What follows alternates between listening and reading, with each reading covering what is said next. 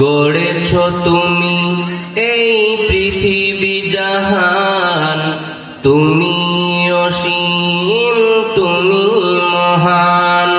গড়েছ তুমি এই পৃথিবী জাহান, তুমি অসীম, তুমি মহান। তুমি পৃথিবীর পালনকারী, তুমি প্রভু বিশ্বজামি। আমি তোমাকে খুঁজি, আমি তোমাকে দেখি, আমি তোমার প্রেমের কবিতা লিখি। আমি তোমাকে খুঁজি, আমি তোমাকে দেখি, আমি তোমার প্রেমের কবিতা লিখি। গড়েছ তুমি এই পৃথিবী জাহান, তুমি অসীম, তুমি মহান।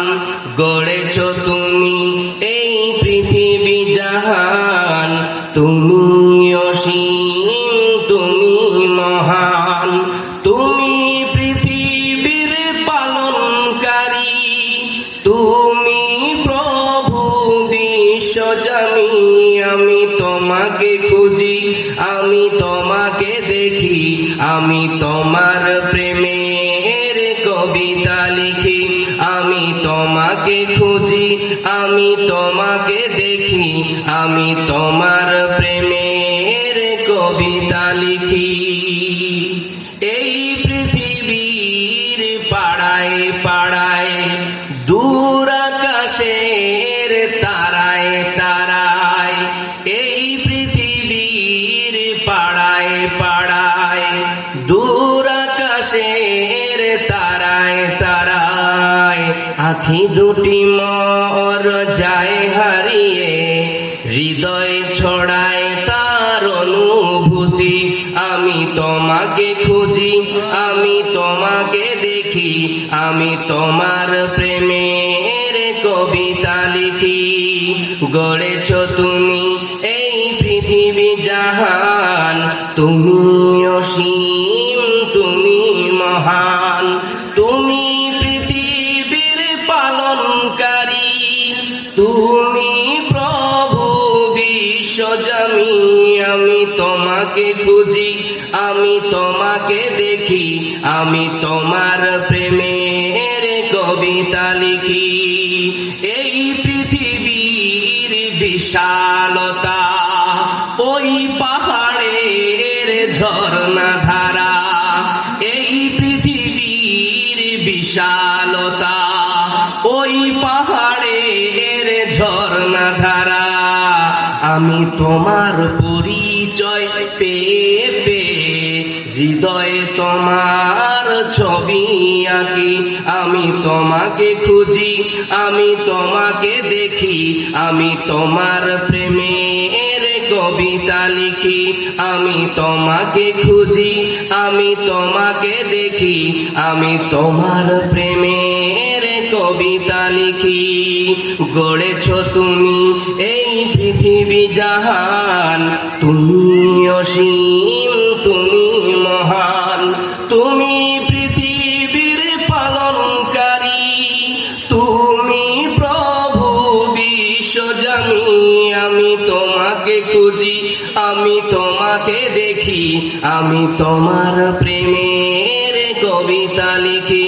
আমি তোমাকে খুঁজি, আমি তোমাকে দেখি, আমি তোমার প্রেমের কবিতা লিখি। এটা কি দান করলেন না হাদিয়া দিলেন? ও হাদিয়া, মাশাআল্লাহ, জাযাকুমুল্লাহ খায়রান জাযা। উপস্থিত আজকের এই সভার জনগণ কর্তৃক নির্বাচিত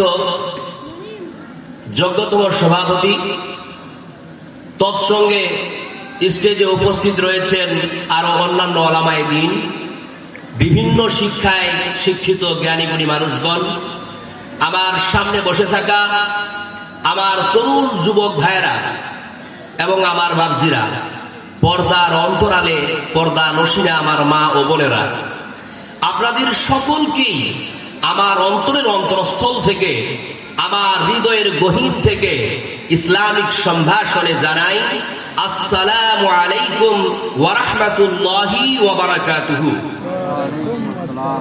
আপনাদের সকলের উপরে আল্লাহর শান্তি, আল্লাহর রহমত, আল্লাহর বরকত একত্রিতভাবে বর্ষিত হোক। সকলে বলুন আমিন। সর্বাগ্রে সর্বপ্রথমেই সেই মহান মহিয়ান আল্লাহ তাবারক ওয়া তাআলার প্রশংসা, জিনার আদেশে, জিনার ইচ্ছায় আজ আমরা এই কাশিমপুর গ্রামে জুমার মসজিদের উন্নতি কল্পে আয়োজিত এক জলসা মাহফিলে আসার সুযোগ পেয়েছি। তাই সকলেই একবার আপন অন্তর খুলে পড়ুন আলহামদুলিল্লাহ। তারপরে পরেই আমাদের আখিরি নবী, আমাদের শেষ নবী জনাবে রাসূলুল্লাহ সাল্লাল্লাহু আলাইহি ওয়াসাল্লামের প্রতি সহস্র শান্তির ধারা অবতীর্ণ হোক। আল্লাহুম্মা সাল্লি আলাইহি ওয়া আল্লাহুম্মা বারিক আলাইহি। ব্রাদার ইসলাম, আপনারা যেভাবে বসে আছেন, কোরআন হাদিসের মাহফিলের বসার কিন্তু এটা আদব না। তাই আমি সংক্ষিপ্তভাবে একটু রিকোয়েস্ট করব, কারণ আমি আপনাদের পুরাতন মেহমান, তাই না? গতবার হয়তো আপনারা প্রোগ্রাম করেননি আমার জানা মতে। আমি তার আগের বার আপনাদের মাঝে উপস্থিত ছিলাম, মনে হয় সম্ভবত 1 ঘন্টার জন্য। আমি বিগত 5 দিন বাংলাদেশে প্রোগ্রাম করে আজকেই বর্ডার ক্রস করে আপনাদের এখানে পৌঁছেছি।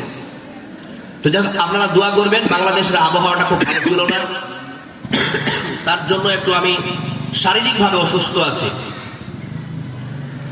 আর শুরুতে যেটা বললাম যে আমি যে আলোচনা করি, আমার আলোচনাটা কিন্তু ক্লাসিক্যাল হয়ে থাকে। আমি সাবজেক্ট ওয়াইজ আলোচনা করি, ক্লাসিক্যাল আলোচনা করি।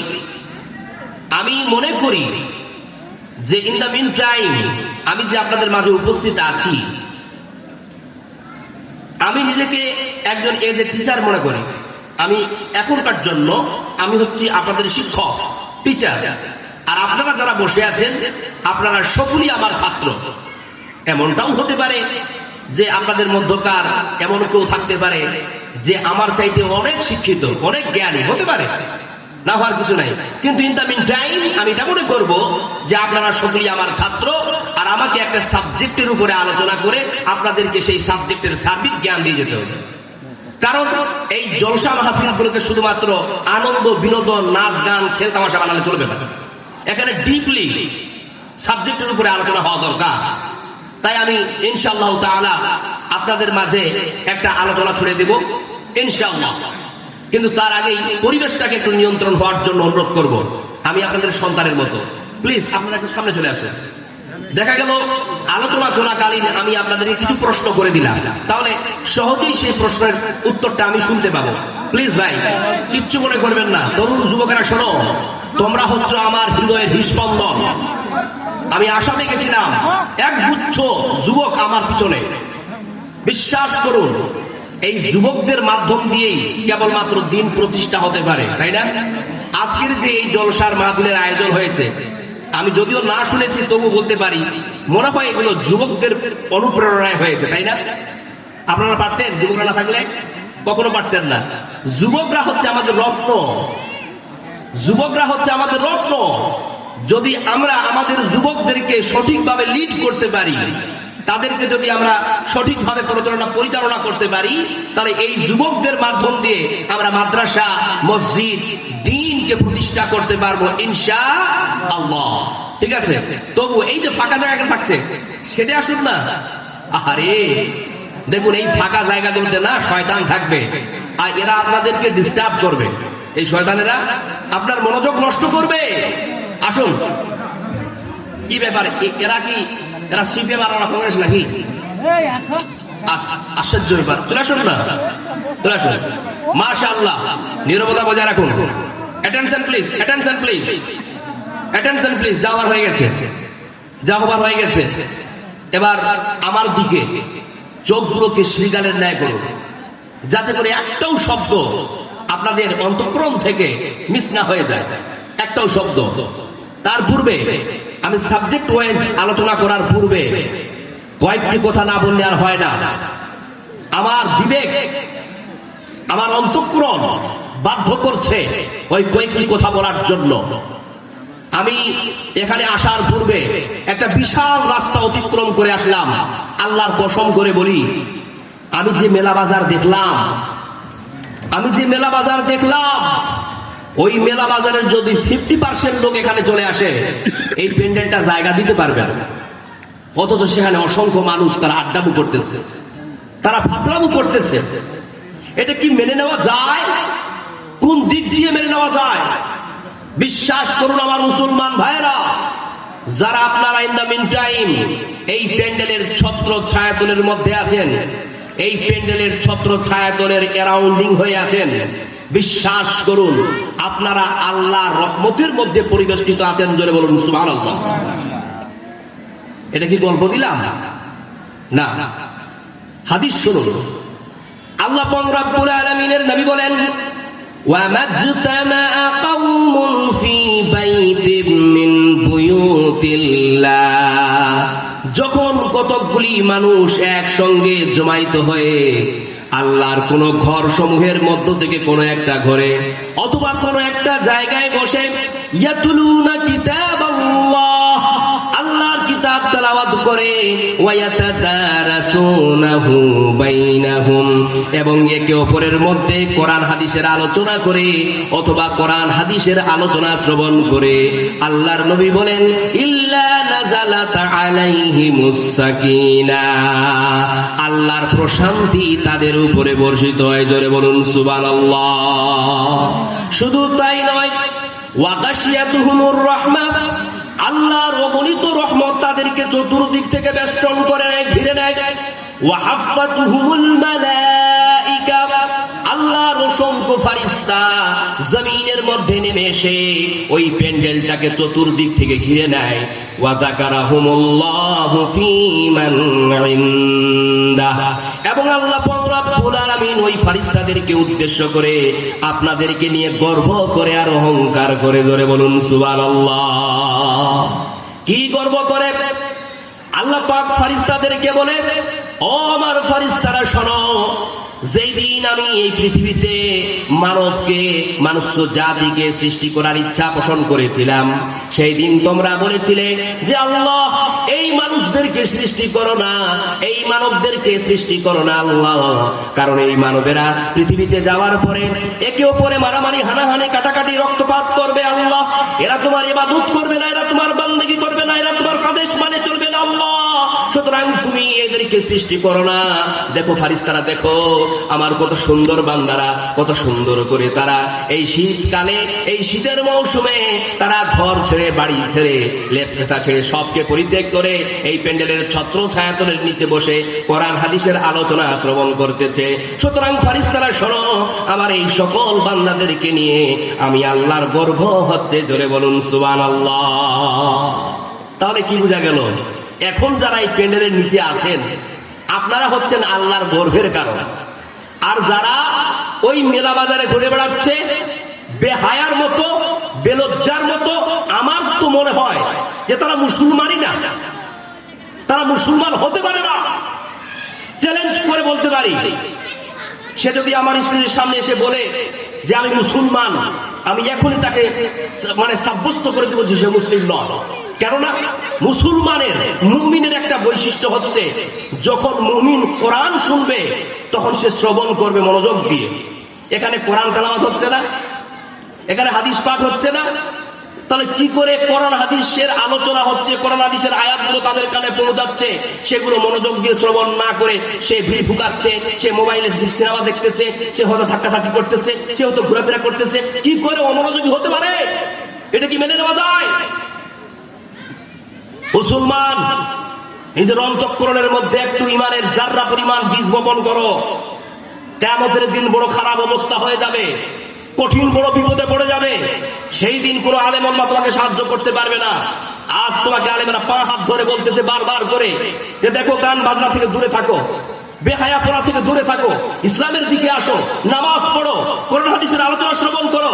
কিন্তু তোমার আজ সরে আসে না, যেই দিন তোমার অবস্থা করুণ হয়ে যাবে সেই দিন তোমাকে বাঁচাবার আর কেউ থাকবে না, সেই দিন তোমার নবীও তোমাকে বাঁচাতে পারবে না। কেন বলো তো?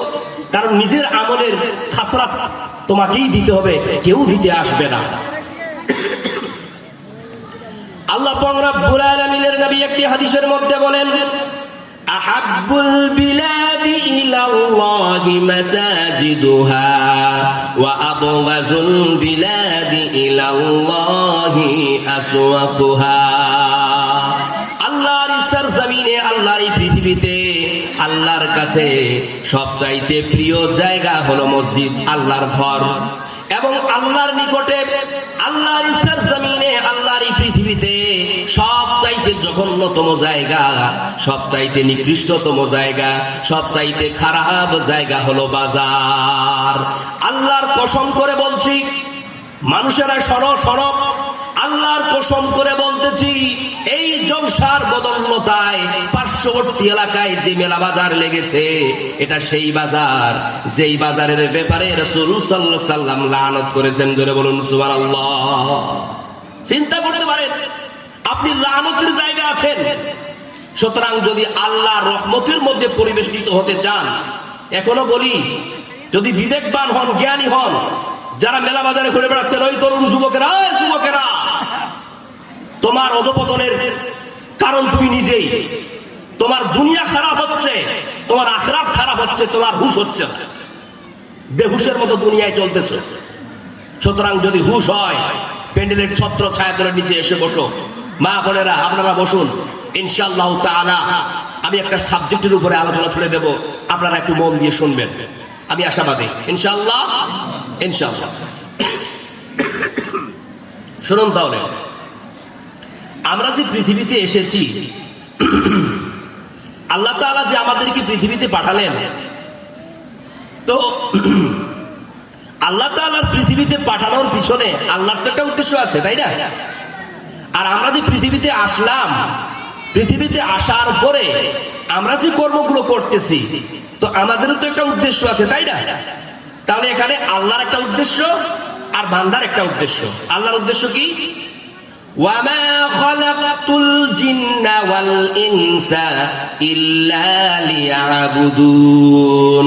আল্লাহর ইচ্ছা কি? আমি মানুষ এবং জিনকে সৃষ্টি করেছি কেবলমাত্র আমার ইবাদত করার জন্য। জোরে বলুন সুবহানাল্লাহ। তাহলে বান্দাকে নিয়ে আল্লাহর ইচ্ছা কি বলুন? বুঝতে পারা গেল না? আল্লাহর ইচ্ছা হচ্ছে যে আমার বান্দা আমার ইবাদত করবে, আমার বান্দেগি করবে। আর আমাদের ইচ্ছা কি? আর আমাদের ইচ্ছা যে আল্লাহ, আমরা তোমার ইবাদত করে মরণের পরে যাতে করে তোমার ওই জান্নাত লাভ করতে পারি। জোরে বলুন সুবহানাল্লাহ, তাই না? আমাদের আর কি চাওয়া থাকতে পারে? আমাদের নামাজ, আমাদের রোজা, আমাদের যাকাত, আমাদের সাদকা, আমাদের আমালি সালিহ সব কিছু যেন আল্লাহ তোমার ওই জান্নাত পাওয়ার আশায়। জোরে বলুন সুবহানাল্লাহ। আল্লাহ গো, আমরা কোরআন মানি, হাদিস মানি, যা বুঝতে পেরেছি আল্লাহ, মরণের পরে আমাদের জন্য দুইটা জায়গা হবে, একটা হবে জান্নাত আর একটা হবে জাহান্নাম। আল্লাহ গো, মরণের পরে যাতে করে আমরা সকলে তোমার জান্নাতের বাসিন্দা হতে পারি, কারণ আমরা তোমার ওই জাহান্নামের আযাব সহ্য করতে পারবো না। আল্লাহ, তোমার ওই জাহান্নামের কঠিন শাস্তি আমরা বরদাস্ত করতে পারবো না। তাই আমরা সব সময় আল্লাহর কাছে এটাই চাইবো যে আল্লাহ, তুমি আমাদেরকে জান্নাতবাসী করাইও, তুমি আমাদেরকে জান্নাতি বানাইও, তাই না? মালিক তুমি জান্নাতে তোমার পাশে আমার একটা ঘর বানিয়ে দিও। মালিক তুমি জান্নাতে তোমার পাশে আমার একটা ঘর বানিয়ে দিও। সেই বিভীষিকাময় মহাদিনে তোমার আরশে করে নিও। মালিক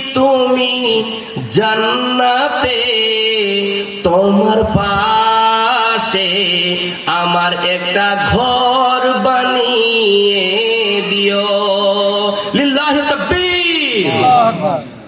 সুতরাং আমাদের একটাই চাওয়া আল্লাহ, যাতে করে মরণের পরে আমরা তোমার ওই জান্নাত কামনা করতে পারি। তাহলে আমরা সবাই জান্নাত চাই কি চাই না? চাই তো। জান্নাত কে কে চান? হাত তুলুন তো দেখি, দেখবো জান্নাত কে চায় না চায়, দেখি তো কে জান্নাত চায় না। মাশাআল্লাহ, আলহামদুলিল্লাহ। আল্লাহ এই হাত উত্তোলনকে তুমি কবুল করে নিও আল্লাহ। আমার এই কাশিমপুর এই বাবজিদেরকে কবুল করে নিও আল্লাহ। এই ভাইদেরকে কবুল করে নিও আল্লাহ।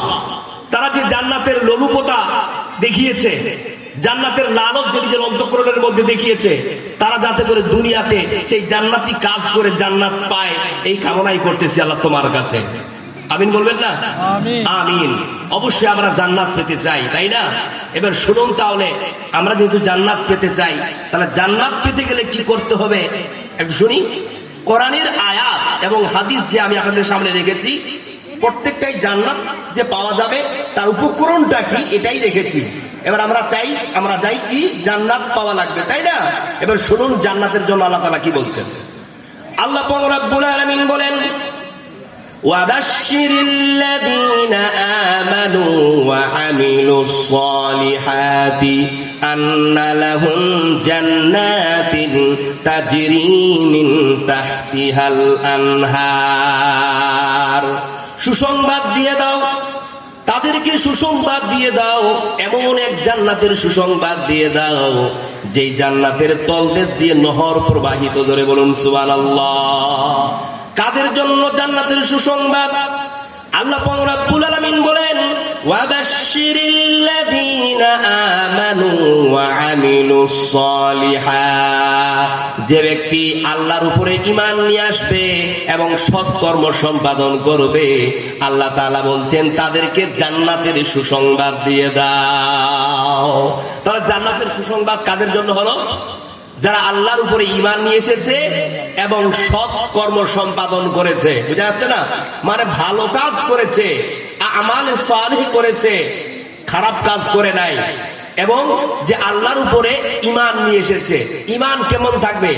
আধা ঈমান, আধুরা না, এখানে কামিল ঈমানের কথা বলা হয়েছে। পূর্ণাঙ্গ রূপে মুমিন হতে হবে, পূর্ণাঙ্গ ঈমানদার হতে হবে। আর পূর্ণাঙ্গ রূপে ঈমানদার হওয়ার জন্য, মুমিন হওয়ার জন্য আমার ব্রেন বিনার মিহিন তারে একটা হাদিস ঝংকরিত হচ্ছে। হাদিসটা না বলে আর লোভ সামলাতে পারতেছি না। হাদিসটা বলবো। আল্লাহ পাক রব্বুল আলামিনের নবী বলেন, লা ইউমিনু আহাদুকুম হাত্তা আকুনা আহাব্বা ইলাইহি মিন ওয়ালাদিহি ওয়া ওয়ালিদিহি ওয়ান নাসি আজমাইন। আল্লাহ পাক রব্বুল আলামিনের নবী বলতেছেন, ততক্ষণ পর্যন্ত কোন ব্যক্তি পূর্ণ মুমিন হতে পারবে না যতক্ষণ না সে ব্যক্তি তার সন্তানাদি, তার পিতামাতা এবং পৃথিবীর সকল মানুষের চাইতে আল্লাহর নবীকে না ভালোবাসবে। জোরে বলুন সুবহানাল্লাহ।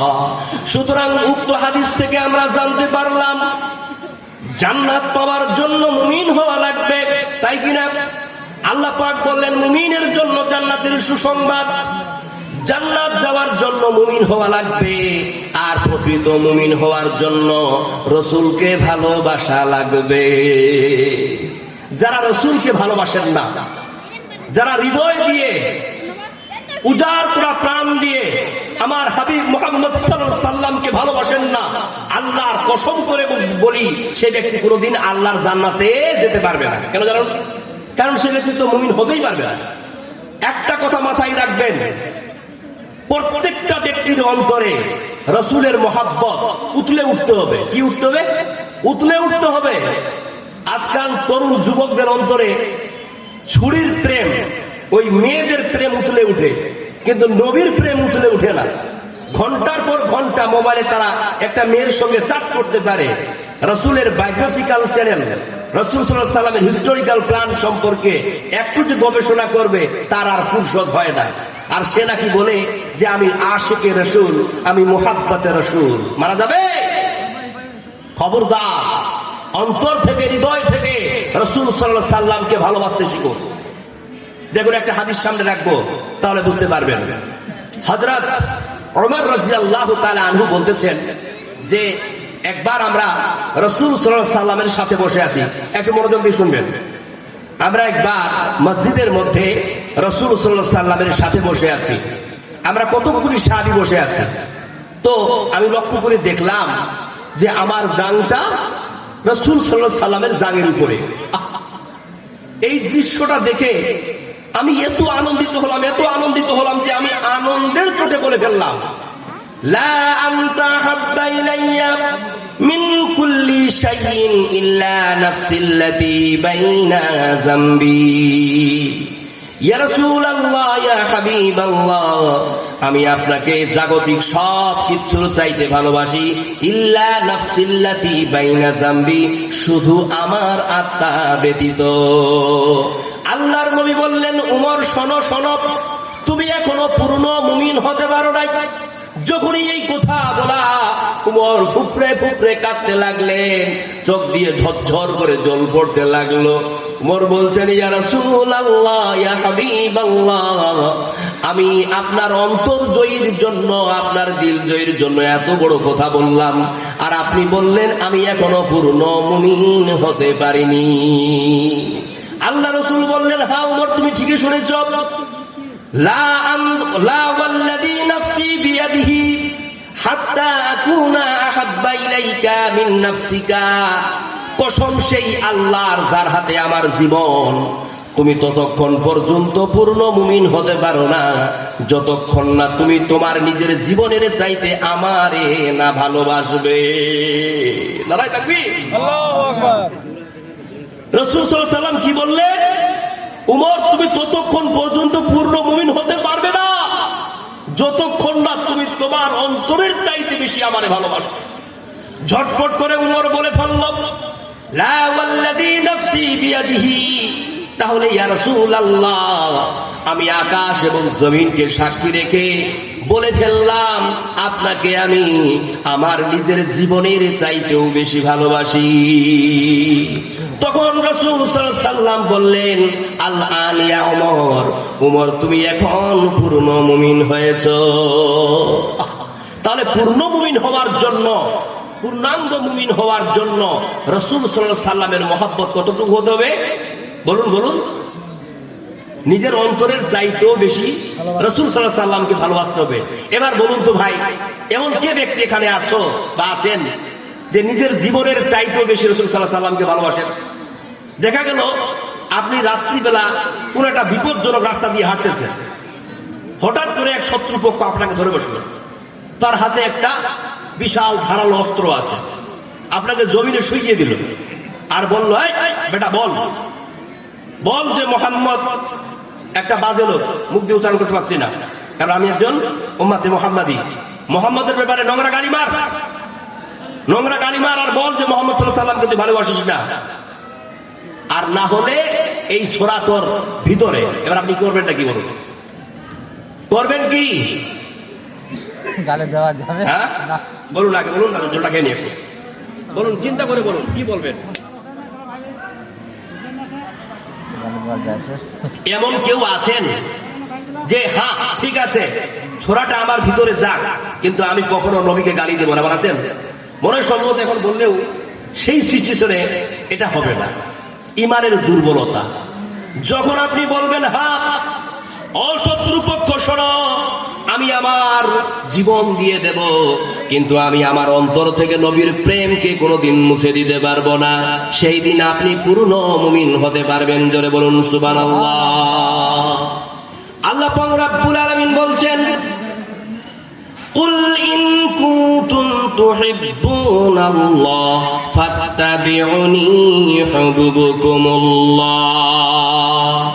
আল্লাহ পাক নবীকে সম্বোধন করে বলছেন, নবী শোনো, তুমি তোমার উম্মতদেরকে বলে দাও, আমার বান্দাদেরকে বলে দাও, যদি তারা তোমার মহব্বত পেতে চায়, আমার মহব্বত পেতে চায়, আমার ভালোবাসা পেতে চায়, তাহলে তারা যেন তোমার সঙ্গে মহব্বত রাখে। কারণ তোমার সঙ্গে যদি তারা মহব্বত করে, তাহলে আমি আল্লাহর মহব্বত তারা পেয়ে নিবে। জোরে বলুন সুবহানাল্লাহ।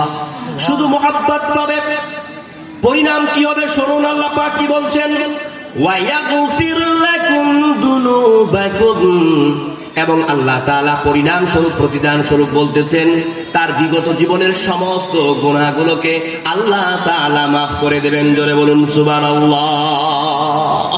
কত বড় অফার! কিসের জন্য? শুধু অন্তর থেকে মোহাব্বতের সঙ্গে রাসূল সাল্লাল্লাহু আলাইহি সাল্লামের সঙ্গে প্রেমে জড়িয়ে যাওয়া, তাই না? দেখুন, একটা কথা বলবো, রাসূল সাল্লাল্লাহু আলাইহি সাল্লামের একটা আত্মীয় ছিল, বন্ধু শ্বশুর। কেউ জানেন? হ্যাঁ, রাসূল সাল্লাল্লাহু আলাইহি সাল্লামের কেউ একজন ছিল বন্ধু শ্বশুর। কে বলতে পারবেন? আলেম ওলামা ছাড়া বন্ধু শ্বশুর। মাশাআল্লাহ, মানে সম্ভবত সভাপতি মহাশয় তিনি বলে দিলেন, কারণ তিনি জ্ঞান রাখেন। হযরত আবু বকর রাদিয়াল্লাহু তাআলা আনহু, তিনাকে আমি বন্ধু শ্বশুর বলে সম্বোধন কেন করলাম? ব্রেনে আসছে কিছু? হ্যাঁ, আমি হযরত আবু বকর রাদিয়াল্লাহু তাআলা আনহুকে রাসূল সাল্লাল্লাহু আলাইহি সাল্লামের বন্ধু শ্বশুর বললাম কেন? কারণটা কি জানেন? যে রাসূল সাল্লাল্লাহু আলাইহি সাল্লামের সবচাইতে কাছের, সবচাইতে প্রিয় বন্ধু ছিল হযরত আবু বকর রাদিয়াল্লাহু তাআলা, এবং পরবর্তীতে হযরত আবু বকর রাদিয়াল্লাহু তাআলা আনহুর মেয়ে হযরত আয়েশা রাদিয়াল্লাহু তাআলা আনহাকে রাসূল সাল্লাল্লাহু আলাইহি সাল্লাম বিয়ে করলেন। তাহলে কি হলো? শ্বশুর হয়ে গেল না? আরে বন্ধুর মেয়েকে যদি আপনি বিয়ে করেন তাহলে বন্ধু শ্বশুর হয়ে গেল না রে? এই জন্যই তো বললাম বন্ধু শ্বশুর। মানে রাসূল সাল্লাল্লাহু আলাইহি সাল্লাম আবু বকর যে বন্ধু, এবং তার মেয়েকে বিয়ে করার কারণে সে শ্বশুর হয়ে গেছে।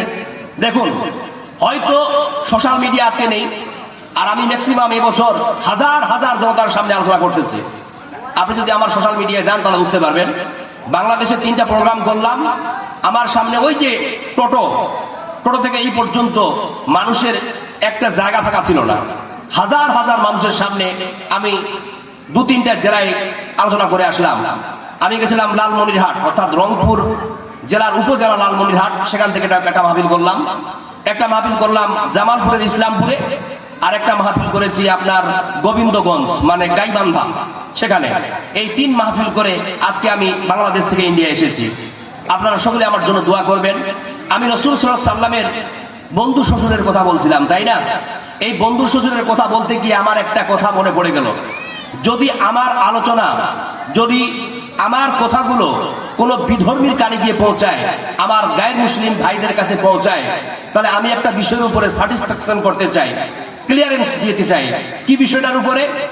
যে আমার রাসূল সাল্লাল্লাহু আলাইহি সাল্লামের উপরে কিচড় ফেলা হয়েছে, আমার রাসূল সাল্লাল্লাহু আলাইহি সাল্লামের গায়ে দাগ লাগানো হয়েছে বিধর্মীদের মাধ্যম দিয়ে, হযরত মুহাম্মদ সাল্লাল্লাহু আলাইহি সাল্লামের আয়েশার সঙ্গে বিয়েটাকে নিয়ে। এটা সোশ্যাল মিডিয়ায় খুব ভাইরাল হয়েছে, হয়নি?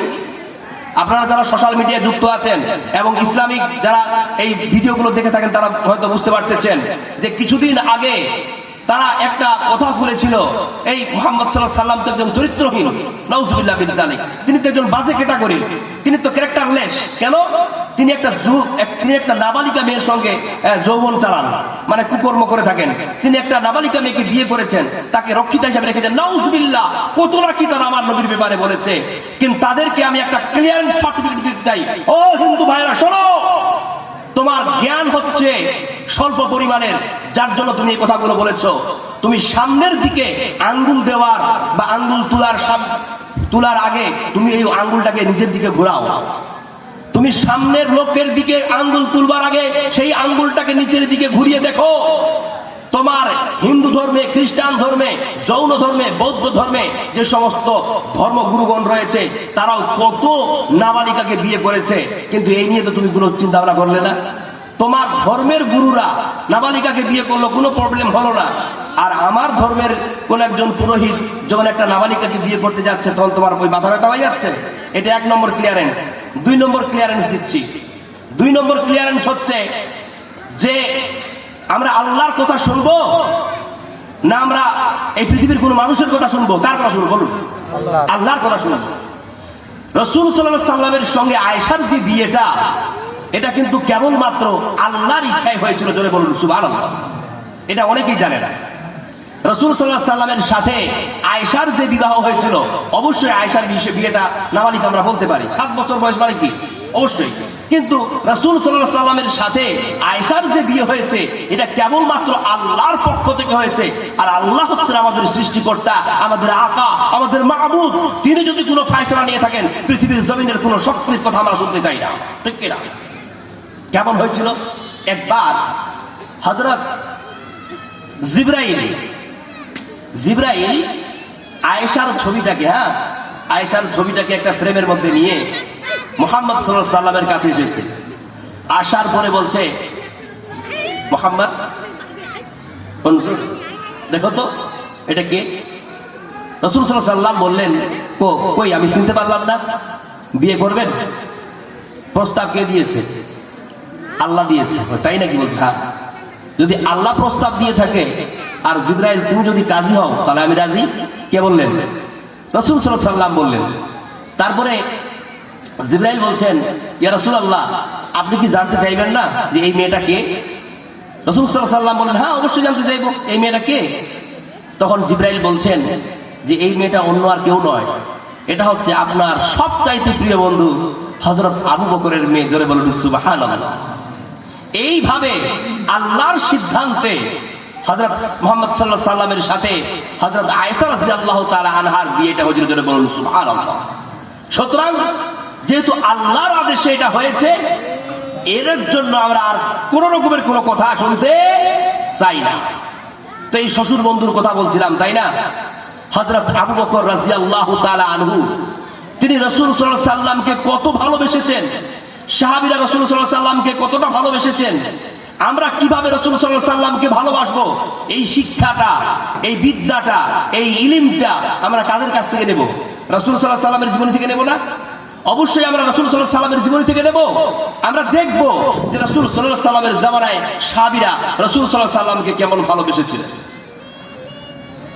मोहम्मद की जिस दिल में मोहब्बत ना होगी, समझ लो कि किस्मत में जन्नत ना होगी।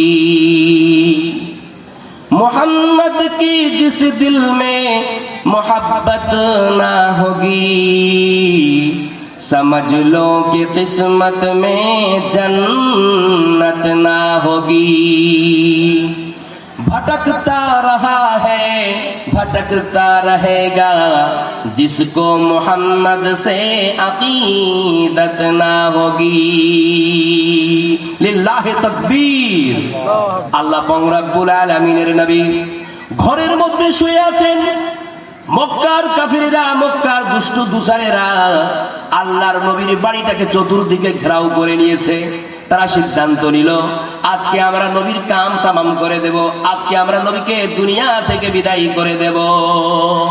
আল্লাহ পাক রব্বুল আলামিন ওহী নাজিল করে জানিয়ে দিলেন, হে আমার হাবিব ইয়া মুহাম্মদ, তুমি তাড়াতাড়ি করে তোমার বাড়ি থেকে বের হয়ে তোমার বন্ধু আবু বকরকে সঙ্গে নিয়ে তুমি এই মক্কা নগরীকে পরিত্যাগ করে মদিনার পথে হিজরত করে চলে যাও। রাসূল সাল্লাল্লাহু আলাইহি সাল্লাম আল্লাহর আদেশে ঘর থেকে বের হয়ে হযরত আবু বকরকে সঙ্গে নিলেন। নেওয়ার পরে মক্কা পরিত্যাগ করে তিনি মদিনার পথে চলতে লাগলেন। তিনি যখন মক্কা থেকে বেরিয়ে মদিনার দিকে যাচ্ছিলেন, উল্টা দিক ঘুরে তিনি চোখ দিয়ে মক্কার দিকে তাকালেন আর তিনি ক্রন্দনরত হয়ে গেলেন। নবী নে খানা কাবা কো দেখা और फरमाया, ऐ प्यारे हरम तेरी मेरी फिरकत का वक्त आया, तेरे फर्जंद आप मुझको यहाँ रहने नहीं देते, तेरे पाकीज़गी का बात कहने नहीं देते।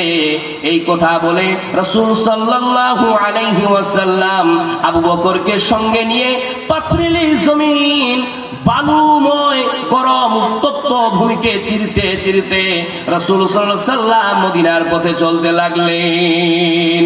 আরে যখন তিনারা হাঁটতেছিলেন, আবু বকর কখনো কখনো সামনে, কখনো কখনো পিছে, কখনো কখনো ডানে, কখনো কখনো বামে। আল্লাহর নবী আবু বকরকে বলছেন, আবু বকর কি ব্যাপার, তোমার মাথাটা খারাপ হয়ে গেল নাকি? তুমি কখনো আগে, কখনো পিছে, কখনো ডানে, কখনো বামে, তুমি এমনটা কেন করতেছো?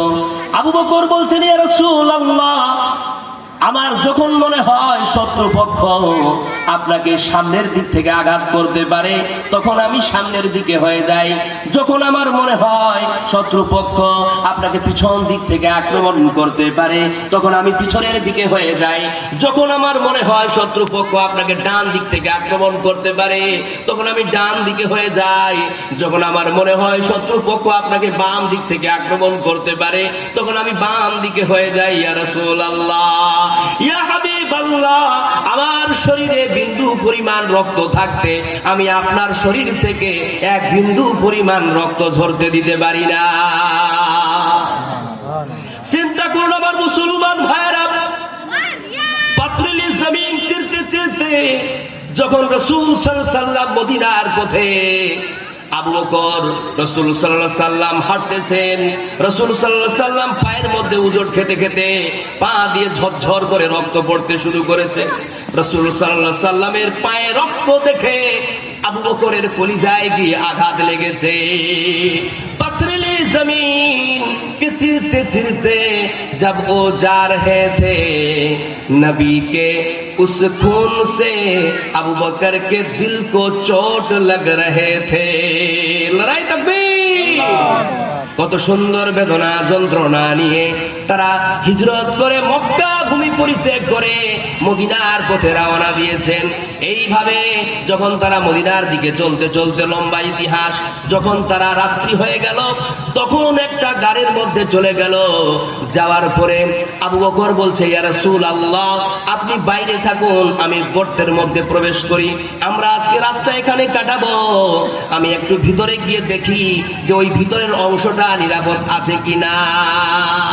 আবু বকর যখন বড় ভয় পেয়ে গেছে, আল্লাহ পাক রব্বুল আলামিনের নবী আবু বকরকে বলছেন, আবু বকর তুমি লা তাহজান ইন্নাল্লাহা মা'ানা।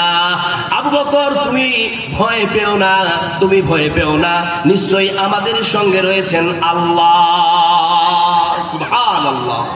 চিন্তা করুন আমার মুসলমান ভাইরা, এইভাবে হযরত আবু বকর রাদিয়াল্লাহু তাআলা আনহু একের পর এক ভালোবাসার প্রমাণ দিয়ে গেছে, যেগুলো স্বর্ণাক্ষরে হাদিসে বা ইতিহাসের পাতায় লেখা আছে। আমরা কি পারবো না যে আবু বকরের মতো রাসূল সাল্লাল্লাহু আলাইহি সাল্লামকে ভালোবাসার প্রমাণ দিতে? একজন সাহাবীর নাম বলবো, একটু মন দিয়ে শুনবেন। হযরত হানজালা রাদিয়াল্লাহু তাআলা আনহু, সাহাবীর নাম জানেন তো? আরে একজন খুবই প্রসিদ্ধ সাহাবী। তো এই হযরত হানজালা রাদিয়াল্লাহু তাআলা আনহু, তিনি আব্দুল্লাহ বিন উবাই বিন সুলুলের মেয়ে জামিলাকে বিয়ে করে ঘরে নিয়ে এসেছেন। কথাগুলো একটু মন দিয়ে শুনবেন। হযরত হানজালা জামিলাকে বিয়ে করে ঘরে নিয়ে এসেছেন, তারা বাসর রাত পার করতেছে। আরে বাসর রাত যে কত গুরুত্বপূর্ণ রাত একটা যুবকই বলতে পারে, যখন সে তার বিয়ে করে তার বউকে বাড়িতে নিয়ে আসে। নববিবাহিতা স্ত্রীকে পেয়েছে প্রথম রাত, বাসর রাত, সাবে জুফাব মারাচ্ছে, ফুলসজ্জার রাত মারাচ্ছে। তারা কত না কত ভালোবাসার আদান প্রদান হচ্ছে তাদের মধ্যে। হঠাৎ করে রাসূল সাল্লাল্লাহু আলাইহি সাল্লাম আওয়াজ দিয়ে দিলেন, ইয়া মুজাহিদিন, ও আমার সাহাবারা শোনো, উহুদ যুদ্ধের দামামা বেজে গেছে। তোমরা আপন আপন বাড়ি থেকে বের হয়ে যুদ্ধের প্রান্তরের দিকে চলো, উহুদ প্রান্তরের দিকে চলো, আমাদেরকে যুদ্ধের জন্য বেরিয়ে যেতে হবে। এই কথা যখন হযরত হানজালার কানে গিয়ে পৌঁছালো, হযরত হানজালা রাদিয়াল্লাহু তাআলা আনহু তার স্ত্রী জামিলাকে বলে, জামিলা, এই দেখো নবী সাল্লাল্লাহু আলাইহি সাল্লাম আমার হাবিব আওয়াজ দিয়ে দিয়েছে, তুমি থাকো, আমি যুদ্ধের ময়দানে চললাম অংশগ্রহণ করার জন্য। জামিলা তখন বলে, স্বামী শোনো, আজ কত বড় একটা দামি রাত, আমাদের বৈবাহিক জীবনের প্রথম রাত, ফুলসজ্জার রাত, বাসর রাত। এই রাতটা কত ইম্পর্টেন্ট, কত গুরুত্বপূর্ণ তুমি ভালো করে জানো। অনেক তো সাহাবীরা রয়েছে, তারা না হয় যাবে যুদ্ধ করার জন্য, আজ না হয় তুমি যাইও না। হযরত হানজালা বলছেন, না, আমার হাবিব যখন আমাকে ডাক দিয়েছে, আমাকে অবশ্যই যাওয়া লাগবে। হযরত হানজালা তখন, হানজালার স্ত্রী তখন বলছেন, হানজালা তুমি কি তাহলে আমাকে ভালোবাসো না? হানজালা বলছেন, জামিলা শোন, অবশ্যই তোকে আমি ভালোবাসি, স্ত্রী রূপে যতটুকু ভালোবাসার ততটুকু অবশ্যই তোমারে ভালোবাসি, কিন্তু তুমি একটা কথা ভুলে যাবে না, আমি তোমাকে যতটুকু ভালোবাসি তার চাইতে অধিক পরিমাণে আমি আমার নবীকে ভালোবাসি। সুবহানাল্লাহ। সুতরাং তোমার ভালোবাসা পাওয়ার জন্য আমি আমার নবীর ভালোবাসা থেকে বঞ্চিত হতে পারি না। হযরত হানজালা তখন স্ত্রীকে আওয়াজ দিয়ে বললেন, ওরে আমার অর্ধাঙ্গিনী শোন, যদি তুই একটা দিনের জন্য আমাকে স্বামী হিসাবে কবুল করে থাকিস, একটা দিনের জন্য যদি তুই আমাকে ভালোবেসে থাকিস, যুদ্ধের ময়দানে চললাম, যদি যুদ্ধ করতে গিয়ে আল্লাহর রাস্তায় শহীদ হয়ে যায়, ফিরতে যদি না পারি, তাহলে রাসূল সাল্লাল্লাহু আলাইহি সাল্লামকে এতটুকু বলে দিস যাতে করে আমার ফরজ গোসলটুকু করাই দেয়। এই কথা বলে হযরত হানজালা রাদিয়াল্লাহু তাআলা আনহু উন্মুক্ত তলোয়ার নিয়ে যুদ্ধের ময়দানে বেরিয়ে গেল। তুমুল ভাবে যুদ্ধ শুরু হয়ে গেল, সংগ্রাম শুরু হয়ে গেছে, যুদ্ধ শেষ হয়ে গেল, সকল সাহাবীরা বাড়িতে ফিরতে লেগেছে। এবার নববিবাহিতা স্ত্রী হযরত হানজালার স্ত্রী জামিলা, সে তখন দুয়ারের মধ্যে বসে তার স্বামীর অপেক্ষায় পথ চেয়ে বসে আছে। আরে বাবা, ওই তরুণ যুবকেরা বুঝতে পারো না, যদি নতুন নতুন বিয়ে হয়, দেখা গেল তুমি আজকে বিয়ে করে নিয়ে এসেছো, আর তোমরা বাসর রাত পার করেছো, আর তারপরের দিন তোমার স্বামী কোথাও গেল, তোমাকে সারাদিন ভাল লাগবে? খালি মনটা এটাই চাইবে কখন যে আমার বউ ফিরবে, আর কখন যে তাকে মানে কখন যে আমার স্বামী ফিরবে আর আমার স্বামীকে দেখতে পাবো, কখন যে আমার স্বামীর সঙ্গে দুটো কথা বলতে পারবো, কখন যে আমার স্বামীর সঙ্গে একটু ভালোবাসা বিনিময় করতে পারবো, মানে মনটা যেন টেঙ্গেই থাকবে। এইরকম ভাবে হযরত জামিলার মনটা টেঙ্গে আছে কার উপরে? তার স্বামী হযরত হানজালার উপরে। তিনি লক্ষ্য করে দেখছেন সমস্ত সাহাবীরা একের পর এক ফিরতে লেগেছে, কিন্তু হযরত হানজালা ফিরতেছে না। তিনি মনে মনে চিন্তা করলেন, ভয় পেয়ে গেলেন, কি ব্যাপার, সমস্ত সাহাবীরা ফিরে গেল, কিন্তু আমার হানজালা কেন এখনো ফিরে না? তখন তিনি ভয়ে আতঙ্কিত হয়ে নিজের ধৈর্যের বাঁধটাকে আর রাখতে পারলেন না। তিনি সঙ্গে সঙ্গে যুদ্ধের প্রান্তরের দিকে দৌড়াতে লাগলেন। দৌড়াতে দৌড়াতে তিনি নবী মুহাম্মদ সাল্লাল্লাহু আলাইহি সাল্লামের কাছে পৌঁছে গেলেন। যাওয়ার পরে বলছেন, ইয়া রাসূলুল্লাহ, ইয়া হাবিবাল্লাহ, আনা জামিলা, আব্দুল্লাহ বিন উবাই বিন সুরুলের মেয়ে জামিলা। ইয়া রাসূলুল্লাহ, আপনার একজন প্রিয় সাহাবী হযরত হানজালা রাদিয়াল্লাহু তাআলা আনহু, আমি তার নববিবাহিতা স্ত্রী। গতরাত সে আমাকে বিয়ে করে নিয়ে এসেছিল। যখন আপনি যুদ্ধের জন্য আওয়াজ দিলেন, তখন সে আমাকে ঘরে রেখে যুদ্ধের জন্য বেরিয়ে এসেছিল। সকল সাহাবীরা ফিরে গেল ইয়া রাসূলুল্লাহ, কিন্তু এখনো পর্যন্ত আমি আমার স্বামীরে দেখতে পারি না। আমার স্বামী কেন ফিরল না?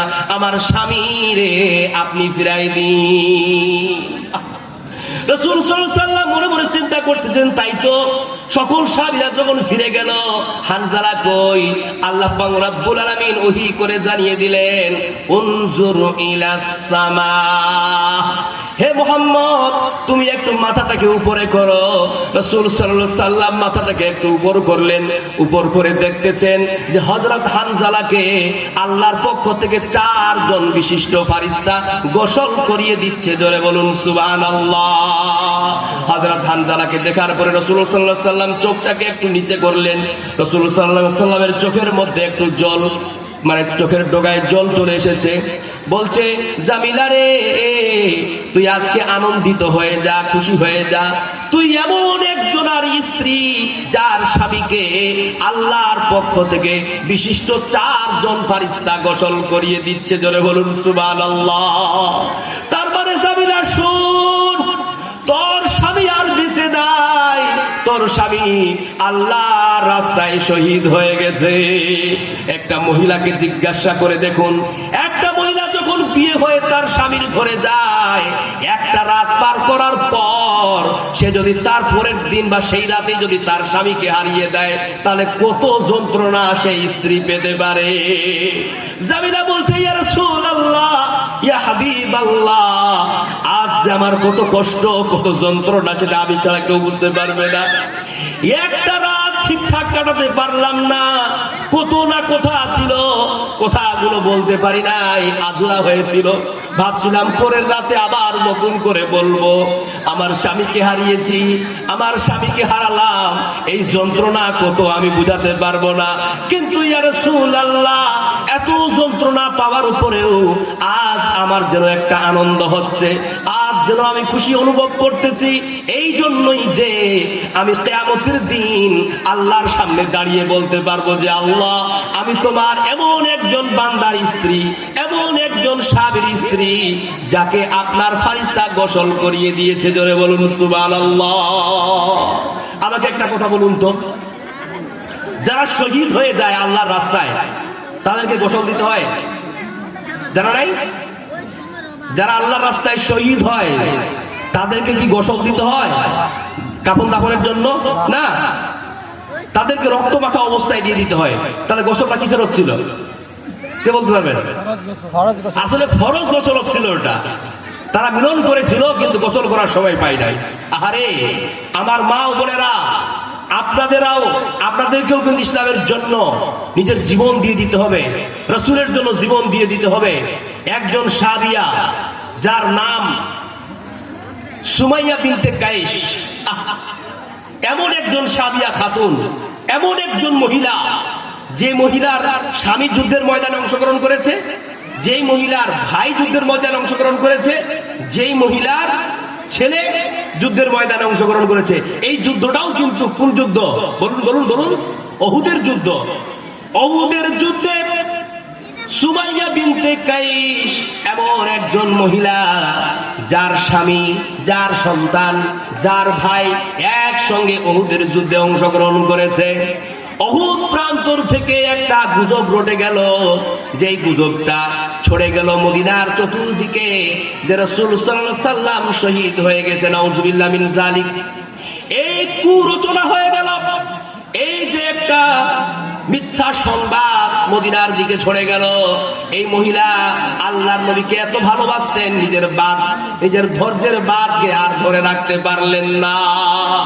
মহিলা তখন দৌড়াতে শুরু করেছে নবীর প্রেমে পাগল হয়ে। দৌড়াতে দৌড়াতে প্রতিমধ্যে যখন একজন সাহাবীর সঙ্গে দেখা, বলে, ও মহিলা, ও সুমাইয়া বিনতে কায়েস, তুমি এমনটা পাগলের মতো কোথায় দৌড়িয়ে যাও? যুদ্ধে যে তোমার সন্তান অংশগ্রহণ করেছিল, তোমার সন্তান আল্লাহর রাস্তায় শহীদ হয়ে গেছে। সে বলছে, ঠিক আছে বুঝলাম, কিন্তু তাড়াতাড়ি করে বলো আমার নবী কেমন আছে? তখন বলা হলো, তোমার নবী ভালো আছে। মহিলাটি আবার যুদ্ধের ময়দানের দিকে দৌড়াতে লাগলো। প্রতিমধ্যে আরেকজন সাহাবীর সঙ্গে দেখা। ওই সাহাবীটা বলে, ও সুমাইয়া বিনতে কায়েস, ও সুমাইয়া বিনতে কায়েস, কেন তুমি পাগলের মতো, দেওয়ানার মতো যুদ্ধের ময়দানের দিকে দৌড়াতে শুরু করেছো? কি ব্যাপার বুঝতে পারলাম না। সে বলছে, তোমার যে ভাই যুদ্ধের ময়দানে অংশগ্রহণ করেছিল, তোমার ভাই আল্লাহর রাস্তায় শহীদ হয়ে গেছে। মহিলাটি বলছে, ঠিক আছে বুঝলাম, কিন্তু এটা বলো যে আমার নবী কেমন আছে? মহিলাটি আবার দৌড়াতে শুরু করেছে। বলা হলো, নবী সাল্লাল্লাহু আলাইহি সাল্লাম ভালো আছেন, শুধু একটু আঘাত লেগেছে, দাঁতগুলো একটু ভেঙে গেছে। তিনি আবার দৌড়াতে শুরু করলেন। দৌড়াতে আর একজন সাহাবীর সঙ্গে দেখা। বলে, ও সুমাইয়া বিনতে কায়েস, তুমি এভাবে পাগলের মতো কোথায় দৌড়িয়ে যাও? তোমার স্বামী যে যুদ্ধের ময়দানে অংশগ্রহণ করেছিল, তোমার স্বামী আল্লাহর রাস্তায় শহীদ হয়ে গেছে। মহিলাটা তখন বলে, ঠিক আছে বুঝলাম, কিন্তু আমার নবী কেমন আছে একটু বলো। তখন তাকে বলা হলো, নবী সাল্লাল্লাহু আলাইহি সাল্লাম ভালো আছেন, সহি সালামত আছেন। মেয়েটির তাও মন মানে না। তিনি দৌড়াতে দৌড়াতে রাসূল সাল্লাল্লাহু আলাইহি সাল্লামের কাছে পৌঁছে গেলেন। রাসূল সাল্লাল্লাহু আলাইহি সাল্লামকে স্বীয় দৃষ্টিতে দেখে সঙ্গে সঙ্গে তার মুখ থেকে একটা বাক্য বেরিয়ে গেল, কুল্লু মুসিবাতিন বা'দাকা জালাল। হে নবী, আপনি যখন জিন্দা, আপনি যখন জীবিত, তখন আমার সকল কষ্টগুলো সহজ হয়ে গেল।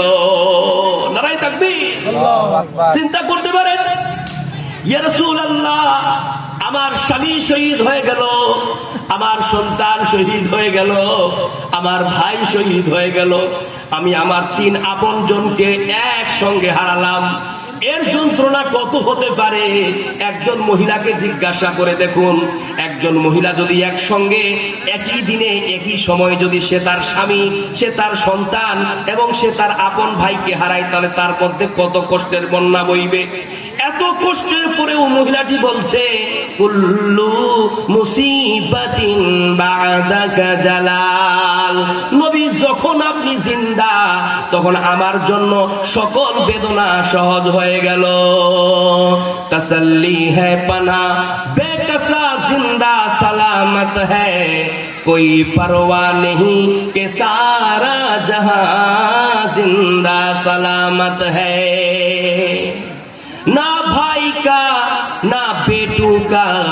ना सौहर का ख्याल आया रसूलुल्लाह कैसे है यही लबों पर सवाल आया। চিন্তা করতে পারেন এই মহিলাদের মতো আমরা কি হতে পারবো? এদের মতো কি আমরা হতে পারবো যে নবীর জন্য, নবীর আদেশের জন্য আমরা আমাদের জীবনকে উৎসর্গ করে দিতে পারবো? হতে পারবো না। খাদিজার মতো যদি জীবন গড়ো, মা ফাতেমার মতো পাবে সন্তান। নারায়ে তাকবীর। মা ও বোনেরা, আপনারা যদি আশা করেন যে আমি ফাতেমার মতো সন্তান নেব, তাহলে আপনাকে কিন্তু খাদিজার মতো নিজেকে গড়ে তুলতে হবে, তাই না? আপনি যখন নিজে ভালো হবেন তখন ভালো কিছু আশা করবেন। আপনি যদি নিজেই খারাপ হন তাহলে ভালো কিছু আশা করে আপনার ফল হবে না। আপনি ঘন্টার পর ঘন্টা সিনেমা দেখতেছেন, বাজে ছবি দেখছেন, ঘন্টার পর ঘন্টা সিরিয়ালে বসে আপনি আড্ডা করতেছেন, মোবাইলে ফেসবুক, টুইটার, ইউটিউবে আপনি দিন পার করতেছেন, আর সন্ধ্যাবেলা বসে আপনার সন্তানকে লাঠির বাড়ি মারছেন আর বলছেন পড় পড় পড়, মোবাইলে তো কিসের, মোবাইলে তো কিসের, মোবাইলে তো কিসের। আরে তুমি মোবাইল ছাড়তে পারো না তো তোমার সন্তান কি করে মোবাইল ছাড়বে? সুতরাং আমার মুসলমান ভাইয়েরা, একটা সন্তান যে আদর্শবান হবে, একটা সন্তান যে চরিত্রবান হবে, একটা সন্তান যে সুশিক্ষায় শিক্ষিত হবে, এটা আল্লাহর দান। এটা ডিফেক্টেবল হয়। ডিফেক্টেবল মানে বুঝতে পারলেন? ডিফেক্টেড মানে আপনার প্রক্রিয়া আপনার উপরে করবে, আল্লাহর দান। আল্লাহ তাআলা বলেছেন, আল্লাহ রাসূল একটা হাদিসের মধ্যে বলেছেন, যদি মা ভালো হয় সন্তান ভালো হবে। বাস্তব তাই। তাই বলা হয়ে থাকে যুবকদের জন্য যে যখন আপনি কোন একটা মেয়েকে বিয়ে করতে যাবেন, ধরুন আপনি কোন একটা মেয়েকে বিয়ে করতে যাচ্ছেন, অলরেডি আপনি মেয়েটাকে দেখে ফেলেছেন, তখন আপনি সেই মেয়েটার ব্যাপারে বেশি না ঘাটাঘাটি করে তার মায়ের ব্যাপারে বেশি ঘাটবেন। বুঝা গেল না? আপনি হয়তো কোনো মেয়েকে বিয়ে করতে যাচ্ছেন, আপনি দেখছেন দেখি তো ওই মেয়েটার কটা প্রেমিকা আছে, প্রেমিক আছে, ওই মেয়েটা কেমন চলে, কেমন পোশাক পরে, ওই মেয়েটা কার সাথে সম্পর্ক রাখে, ওই মেয়েটার চরিত্র কেমন, নামাজ পড়ে কি পড়ে না, এই যে সব কিছু পর্যবেক্ষণ করতেছেন, ইনভেস্টিগেশন করতেছেন, আমি বলবো যে আপনি ওই মেয়েটার ব্যাপারে এত না ভেবে আপনি একটু তার মায়ের ব্যাপারে ভাবুন, তার মা কেমন। যদি দেখেন যে তার মা সব দিক দিয়ে অ্যাকুরেট আছে, পিওর আছে, ভালো আছে, তার বিশ্বাস করে নেবেন যে তার মেয়েও ভালো হবে। এটা কি বললাম? এটা লজিক্যাল বললাম। কেননা রাসূল সাল্লাল্লাহু আলাইহি ওয়াসাল্লাম বলেছেন মা ভালো হলে মেয়ে ভালো হবে, অবশ্যই। কারণ মা, সন্তান তার মায়ের কাছে কি হয়? প্রতিপালিত হয়। সুতরাং যে সমস্ত আমার মায়েরা গর্ভে বাচ্চা নিয়ে আছেন, তাদের উদ্দেশ্যে বলি কয়েকটা কথা। আপনার গর্ভে সন্তান আছে, এই সন্তান থাকা অবস্থায় আপনি টিভির গোড়ায় বসে আপনি আজে বাজে সিন দেখবেন না, আপনি ভয়ঙ্কর কোনো সিন দেখবেন না, আপনি অশালীন কোনো চিত্র দেখবেন না, আপনি খারাপ কিছু করবেন না। কারণ এটা মনে রাখবেন যে ইন দ্য মিন টাইম আমার গর্ভে আমার এক সন্তান আছে, সে পৃথিবীতে আসবে, তার একটা পরিবেশ হবে, তার একটা প্রতিক্রিয়া হবে, তার একটা চরিত্র হবে, সবকিছু একটা তার মধ্যে থাকবে। এটা আল্লাহর দান থেকে হবে। কেমন হবে? আপনি যেভাবে এই যে পেটে গর্ভে ধারণ করে যেই যে কর্মগুলো করবেন, এই প্রত্যেকটা কর্মের প্রভাব আপনার সন্তানের উপরে গিয়ে পড়বে। সেই সময় যদি আপনি আশেপাশে কাজ করেন, এই আশেপাশে কাজগুলো আপনার সন্তানের মধ্যে গিয়ে পড়বে। আর সেই সময় যদি আপনি কোরআন পড়েন, হাদিস পাঠ করেন, ভালো কথা বলেন, ভালো কিছু করেন, তাহলে এই সব প্রক্রিয়াগুলো, এই সব প্রভাবগুলো আপনার সন্তানের উপরে গিয়ে পড়বে। এগুলো বুঝতে হবে। আমার মুসলমান ভাইরা, আমি বলতেছিলাম যে রাসূল সাল্লাল্লাহু আলাইহি সাল্লামের জামানায় কিভাবে তারা নবীর জন্য জীবন দিয়েছে, ইসলামের জন্য জীবন দিয়েছে। এইভাবে কিন্তু আমাদের পুরুষদেরকেও জীবন দিতে হবে এবং আমাদের মহিলাদেরকেও জীবন দিতে হবে। একটা কথা মাথায় রাখবেন যে দেখেন, আপনারা বড় হবেন না কিন্তু, কারণ এই জালসা কমিটি আমার উপরে একটা বড় জিম্মেদারি দিয়েছে, তাই না? ওতে আপনারা বোরিং হচ্ছেন কি না? বোরিং যদি হন বলে দিবেন, ঠিক আছে? বোরিং হবেন না। আমি বলতেছিলাম যে সাহাবীরা রাসূল সাল্লাল্লাহু আলাইহি সাল্লামকে নিজের জীবনের চাইতে ভালোবাসতো, তেমনি ভাবে আমাদেরকেও রাসূল সাল্লাল্লাহু আলাইহি সাল্লামকে নিজের জীবনের চাইতে বেশি ভালোবাসতে হবে। এটাই হচ্ছে আমার আজকের মূল বক্তব্য, তাই না? এখন হয়তো আপনারা মনে মনে এটা বলতে পারেন যে রাসূল সাল্লাল্লাহু আলাইহি সাল্লামের জামানায় সাহাবীরা যেভাবে রাসূল সাল্লাল্লাহু আলাইহি সাল্লামকে একের পর এক ভালোবেসেছে, ভালোবাসার জন্য, দ্বীনের জন্য নিজের জীবন দিয়ে দিয়েছে, তাহলে কি রাসূল সাল্লাল্লাহু আলাইহি সাল্লাম তার সাহাবীদের জন্য কিছু করে নাই? রাসূল সাল্লাল্লাহু আলাইহি সাল্লাম তার উম্মতের জন্য কিছু করে নাই? এর উপরে কয়েকটি কথা বলতে তারা বুঝতে পারবেন। দেখুন, একজন সাহাবী যার নাম জারির, কি নাম? জারির। এইভাবে একটা সভা হচ্ছিল, রাসূল সাল্লাল্লাহু আলাইহি সাল্লাম বক্তব্য দিচ্ছেন, সমস্ত লোকেরা বসে আছে, আর জারির ওই বাঁশের কোনায় দাঁড়িয়ে আছে, সে কিন্তু বসতে জায়গা পাচ্ছে না। রামা রাসূলুল্লাহ সাদুরাহু নাহাবা জারির। রাসূল সাল্লাল্লাহু আলাইহি সাল্লাম এভাবে তার গায়ের চাদরখানা খুলে জারিরের দিকে নিক্ষেপ করলেন, জারির তাজলিস মাকানান, তুমি বসার জায়গা পাচ্ছ না, তাজলিস আলা সাদেরান, তুমি আমার চাদরের উপরে বসো। যখন এটা তিনি দেখতে পেলেন, জারির দৌড়ে এসে চাদরটা তুলে নিয়ে চুমু খেতে লাগলেন আর বললেন, আল্লাহ আল্লাহুম্মা জিদ শারাফা নাবিয়িন বাদলাম মিম্মা আতানি। আয় আল্লাহ, আজ নবী আমারে যা সম্মান দিল, যা মর্যাদা দিল, আল্লাহ তুমি তার সম্মান আর মর্যাদাকে আরো কোটি কোটি গুণ বাড়িয়ে দিও। জোরে বলুন সুবহানাল্লাহ। আমরা রাসূলের অনুসারী হতে পারলাম না, আমরা রাসূলের মুরিদ হতে পারলাম না, আমরা রাসূল সাল্লাল্লাহু আলাইহি সাল্লামের একজন সৈনিক হতে পারলাম না, রাসূল সাল্লাল্লাহু আলাইহি সাল্লামের পিছনে ছুটে বেড়া একটা সিপাহী হতে পারলাম না, একটা কর্মী হতে পারলাম না। কিন্তু দুনিয়াতে এসে আমরা একটা কর্মী খাড়া করে এক নেতার পিছনে আমরা ঘন্টার পর ঘন্টা সময় দিয়ে যাচ্ছি, তাই না?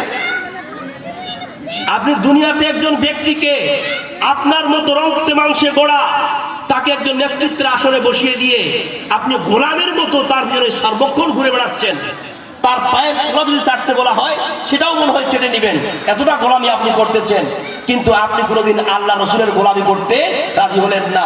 রাসূল সাল্লাল্লাহু আলাইহি সাল্লাম কিভাবে একজন গরিব অসহায় সাধারণ মানুষের জন্য গায়ের চাদরখানা ছুঁড়ে ফেলে দিয়েছিল। এখন যদি বলা হয় আপনাদের এমএলএ এমপি যাই বলুন না, বড় মাপের যারা নেতা, দেখা গেল আপনারা কোনো একটা প্রোগ্রাম করেছেন, দেখা গেল আপনাদের মুখ্যমন্ত্রী, প্রধানমন্ত্রী, এমএলএ এমপি এরকম টাইপের একটা বড় মাপের নেতা, আপনারা সবাই আসলো, সুন্দর করে সেই স্টেজে এসেছে, দামি পোশাক পরিধান করে, দামি রুমাল গায়ে দিয়ে, আর একটা গরিব মানুষ, গরিব দিন মজুরি খেটে খাওয়া মানুষ, অসহায় মানুষ, সেখানে বসার জায়গা পায় না, ধুলায় বসতে পারে না। তো আপনার ওই নেতা কোনোদিন তার গায়ের চাদরটা ছুঁড়ে দিয়ে বলবে যে, ও আমার একজন কর্মী, তুমি বসার জায়গা পাচ্ছ, তুমি আমার চাদরের বসে, বলবে?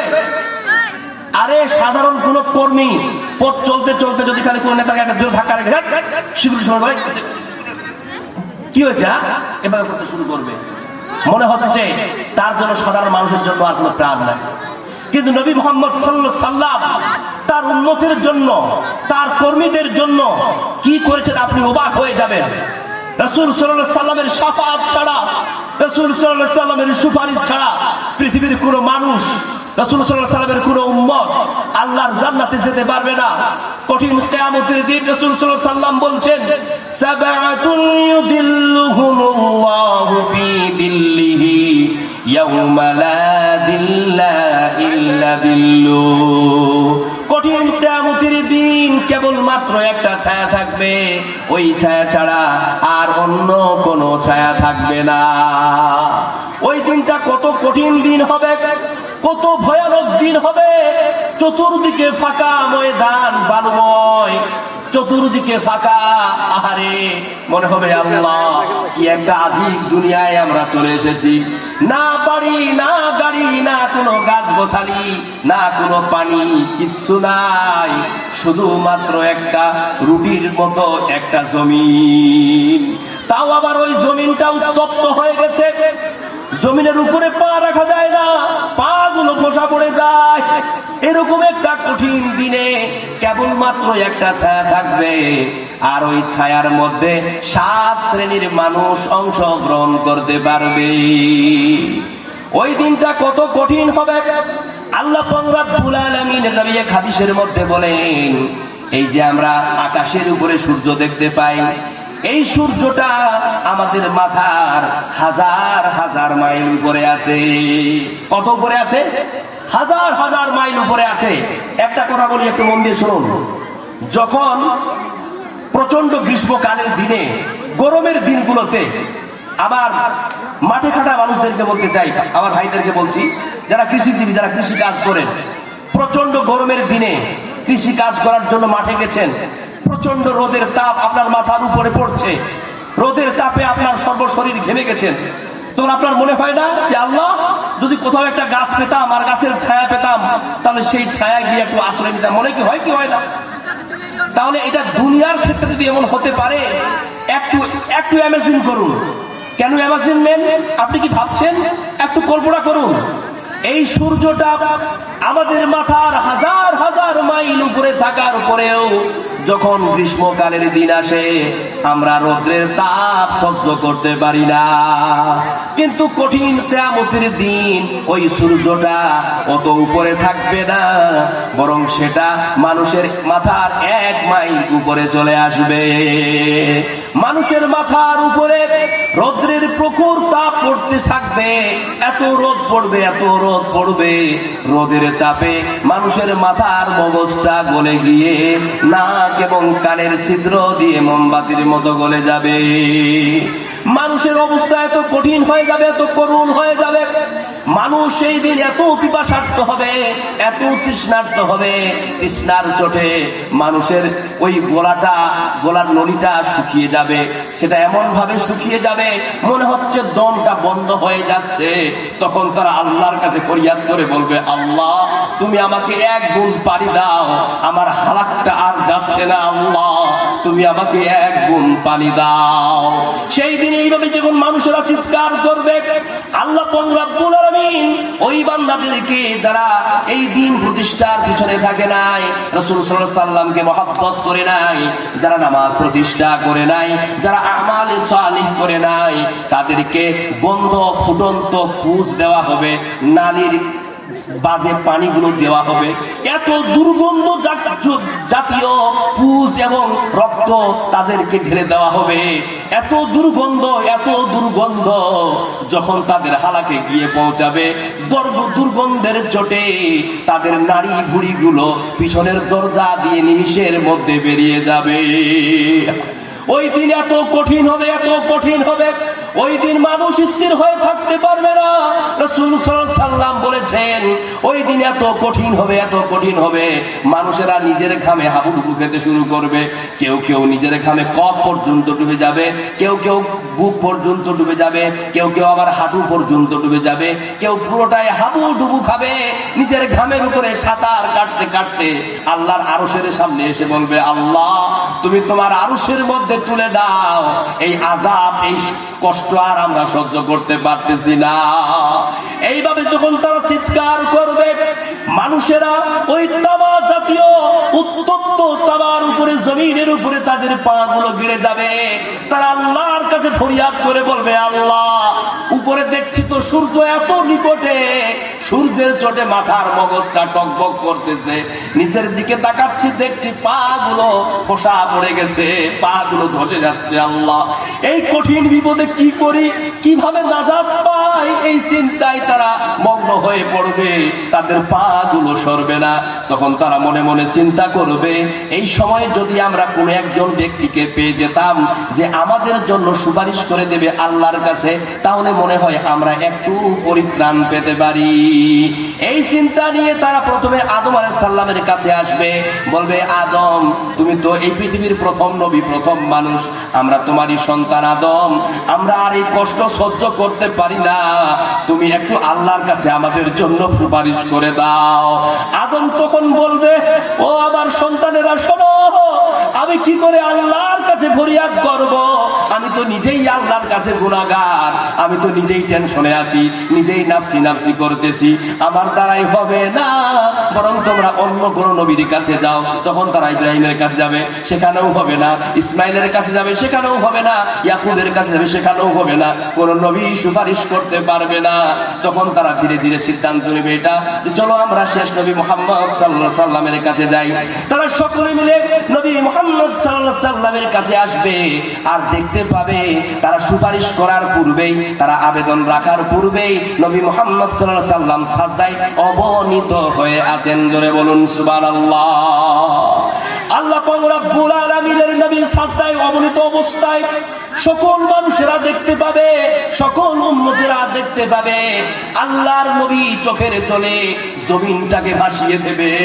আল্লাহর নবী জমিনটাকে ভাসিয়ে দিয়ে বলবে, আল্লাহ আমি আজ আমার জন্য তোমার দরবারে আসিনি আল্লাহ, আমি আমার হতভাগা উম্মতের জন্য এসেছি। আমি জানি আল্লাহ আমার উম্মতেরা বড় দুর্বল, বড় কমজোর আল্লাহ, আমার উম্মতেরা তোমার ওই জাহান্নামের শাস্তি বরদাস্ত করতে পারবে না আল্লাহ, তুমি আমার উম্মতদেরকে নাজাত দিয়ে দিও, আমার উম্মতদেরকে তুমি পরিত্রাণ দিয়ে দিও আল্লাহ। আল্লাহ পাক রব্বুল আলামিনের এই আবেদনে ক্রন্দনে আকাশ এবং জমিনের সকল ফেরেশতারা ক্রন্দনরত হয়ে যাবে। আল্লাহ পাক রব্বুল আলামিনের আরশ পর্যন্ত হিলে যাবে।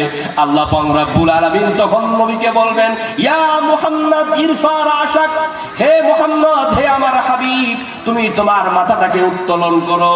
সাল তুতা, তুমি চাও তোমাকে দেওয়া হবে। ইশফা তুশফা, তুমি সুপারিশ করো, তোমার সুপারিশ কবুল করা হবে। লিল্লাহি তাকবীর, আল্লাহু আকবার। চিন্তা করুন সেই দিন তখন আল্লাহ পাকের নবী বলবেন, আল্লাহ তুমি যখন বলেছো আমার সুপারিশ কবুল করা হবে, তাহলে শোনো আমার সুপারিশ হচ্ছে আমার উম্মতদের জন্য তুমি আমার উম্মতদেরকে জান্নাত দিয়ে দিও।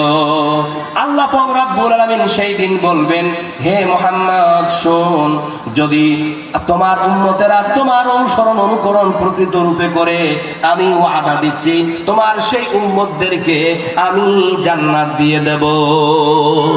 কিন্তু এবার বলুন তো, আপনি যার অনুসরণ করবেন না, যার অনুকরণ করবেন না, যাকে চিনবেন না, যাকে জানবেন না, যাকে পড়বেন না, যাকে ভাববেন না, সে আপনার জন্য কেন সুপারিশ করবে? কেন করবে? আমি একজন মানুষকে তাকে নিয়ে ভাবলাম না, তাকে নিয়ে চিনলাম না, জানলাম না, তাকে আমি ভালোবাসলাম না, আর সে আমার জন্য সুপারিশ করবে? আপনি একটু নিজের বিবেকে বলুন না, নিজের জ্ঞানে বলুন না, করবে? হ্যাঁ, এখন যদি আমি এই বাবজিকে খুব ভালোবাসি, তাকে খুব রেসপেক্ট করি, শ্রদ্ধা করি, তার কথা মতো চলি, আর আমি যদি কোনোদিন ফেসে যাই, আর সে যদি এখানে ওই জায়গায় যদি সে একটা এমন পাওয়ারফুল ব্যক্তি হয় যে সে সুপারিশ করলে আমি পার হয়ে যাব, তখন বলবে না, ও আব্দুল আলী মৌলভী সাহেব সেই দিন তো আমার না সব খুব ভালোবাসে আমাকে, না এর জন্য একটু সুপারিশ করে দিই, হবে কি হবে না? কিন্তু যদি আমি নবীর অনুসরণ না করি, নবীর অনুকরণ না করি, পক্ষান্তরে যদি আমি নবীর বিরোধিতা করি, নবীকে তিরস্কার করি, তাহলে তো সে বলবে যা যা মর মর আরো মর, বলবে কি বলবে না? সুতরাং আমার মুসলমান ভাইয়েরা সরব, নবীর সুপারিশ যদি পেতে হয় তাহলে অবশ্যই নবীর ভালোবাসা নিজের মধ্যে রাখতে হবে। নবীর প্রেম যদি না হয়, সেই নবী আপনার জন্য সুপারিশ করবেন বা কেন? কেন করবেন? কিন্তু দুঃখ লাগে, যন্ত্রণা হয়, বেদনা লাগে যে আজ আমরা মুসলমান হওয়ার পরেও আমার তরুণ যুবকেরা, আমার যুবতী বোনেরা নবী সাল্লাল্লাহু আলাইহি সাল্লামের ব্যাপারে কিচ্ছু জানে না।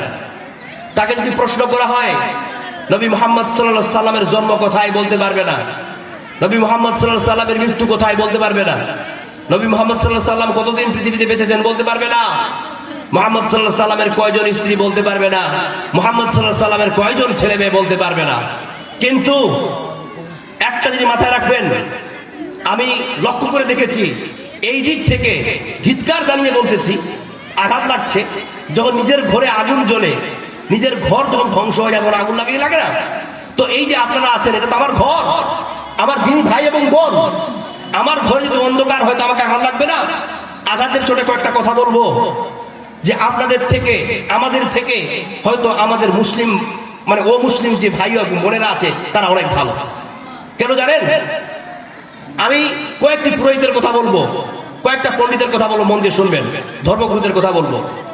যদি আপনি ইংল্যান্ডের ব্রিটিশ মিউজিয়ামে যান, মিউজিয়ামের এন্ট্রান্সে সাদা পাথরের ফলকে লেখা আছে, as a father, as a teacher, as a law giver, as a law maker, as a reformer of the society, Muhammad is the superman of the world.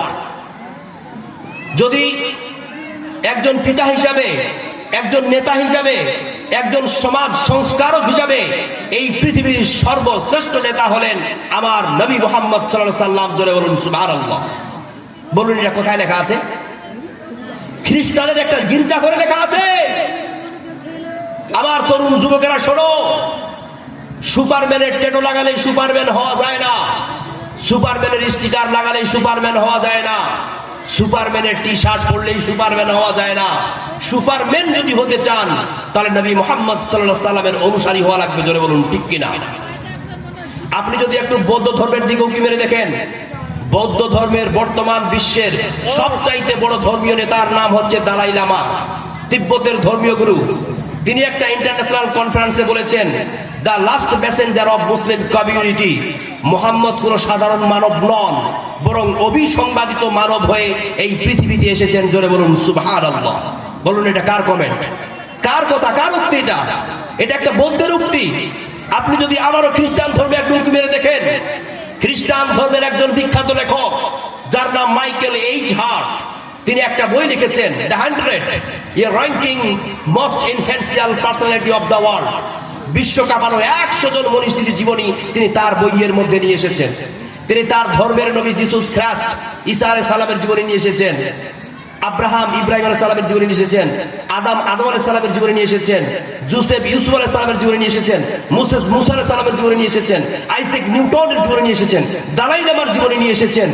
কিন্তু সবচাইতে মজার আনন্দের বিষয় হলো এই যে তিনি তার বইয়ের ফার্স্ট র্যাঙ্কিং এ প্রথম নম্বরে যার নাম নিয়ে এসেছেন তিনি হলেন আমার প্রিয়, আপনাদের সকলের প্রিয়, প্রাণ প্রিয় নবী মুহাম্মদ সাল্লাল্লাহু আলাইহি সাল্লাম। জোরে বলুন সুবহানাল্লাহ। তাহলে চিন্তা করুন, একজন খ্রিস্টান মাইকেল এইচ হার্ট, তিনি তার বইয়ের ফার্স্ট র্যাঙ্কিং এ ফার্স্ট নাম্বারে, প্রথম নাম্বারে যে মুহাম্মদের নাম নিয়ে আসলেন কেন? অবশ্যই তিনি মুহাম্মদ সম্পর্কে পড়েছেন, মুহাম্মদ সম্পর্কে জেনেছেন, তবেই তো তার স্থান প্রথমে দিয়েছেন। কিন্তু তিনি খ্রিস্টান হয়ে আমার নবীর ব্যাপারে তার জীবনী খণ্ডন করতে পারলো, আর আমরা বোকা মুসলমান তরুণ যুবকেরা বসে বসে শাহরুখ খানের হিস্ট্রি জানি, সলমান খানের হিস্ট্রি জানি, অজয় দেবগানের হিস্ট্রি জানি। যদি বলা হয় শাহরুখ খানের বেটার নাম কি, তাহলে ফট করে বলে দিচ্ছে। শাহরুখ খানের বউর নাম কি, চট করে বলে দিচ্ছে। শাহরুখ খানের বাড়ি কোথায়, চট করে বলে দিচ্ছে। শাহরুখ খানের বাড়িটার নামটা কি, সব বলে দিচ্ছে। কিন্তু তাকে যদি পক্ষান্তরে প্রশ্ন করা হয় যে নবীর বাড়ি কোথায়, নবীর জন্ম কোথায়, মৃত্যু কোথায়, নবী সাল্লাল্লাহু আলাইহি সাল্লামের কয়জন স্ত্রী, সে আর বলতে পারে না। বোকা, তোমার হিরো ওই শাহরুখ খান না তোমার নবী? আমার মুসলমান ভাইরা, আজকালকার তরুণ যুবকেরা অধপতনের আরেকটা কারণ হলো এই যে তারা তাদের আইডিয়াল বানিয়ে ফেলেছে একটা ভুল মানুষকে। তারা সিনেমা জগতের হিরো হিরোইনদেরকে নিজেদের আইডিয়াল বানিয়ে ফেলেছে, খেলার জগতের বিখ্যাত প্লেয়ারদেরকে তারা তাদের নিজের জীবনের আইডিয়াল বানিয়ে ফেলেছে। কিন্তু প্রকৃতপক্ষে এরা আমাদের জীবনের আইডিয়াল নয়, এটা শুধুমাত্র একটা বিনোদন। যদি দেখেও থাকেন সেখান থেকে চ্যাপ্টার বন্ধ করে দিবেন, জাস্ট আনন্দ পেয়ে হয়ে গেছে। কিন্তু সে যে আপনার প্রকৃত হিরো, সে যে আপনার আইডিয়াল, সে যে আপনার আদর্শ, এটা নয়। যুবক সাবধান থাকবা। যেভাবে তুমি পৃথিবীর বিখ্যাত মানুষদের ব্যাপারে পড়ো, সেইভাবে তুমি একবার এই পৃথিবীর সবচাইতে শ্রেষ্ঠ ব্যক্তির ব্যাপারে একবার পড়ে দেখো, যে তোমার পথ প্রদর্শক, যে তোমার কিয়ামতের দিনের নাজাতের মালিক, নাজাতের চাবিকাঠি। একটু আগেই তো বললাম কিয়ামতের দিন কি ভয়ানক অবস্থা হবে। সেই দিন যদি তোমার নবী তোমার সুপারিশ না করে তুমি নাজাত পাবে না, তুমি পরিত্রাণ পাবে না।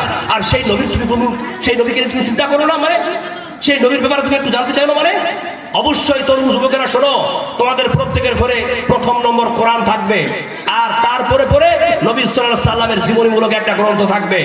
প্রতিনিয়ত সেই গ্রন্থটাকে পড়বে। তার বাল্য জীবন, তার কৌশল জীবন, তার বৈবাহিক জীবন, তার সাংসারিক জীবন, তার পারিবারিক জীবন, তার রাজনৈতিক জীবন, তার চাকরি জীবন, তার ব্যবসায়িক জীবন, অর্থাৎ সমস্ত জীবনকে খণ্ডন করে দেখতে হবে তিনি তিনার জীবনটাকে কিভাবে পরিচালিত করেছেন। ঠিক তেমনি ভাবে আমাদেরকে আমাদের জীবনটাকে পরিচালিত করতে হবে। জোরে বলুন সুবহানাল্লাহ। এটা হচ্ছে আমাদের জন্য হওয়া উচিত, কিন্তু আজ আমরা তেমনটা করি না।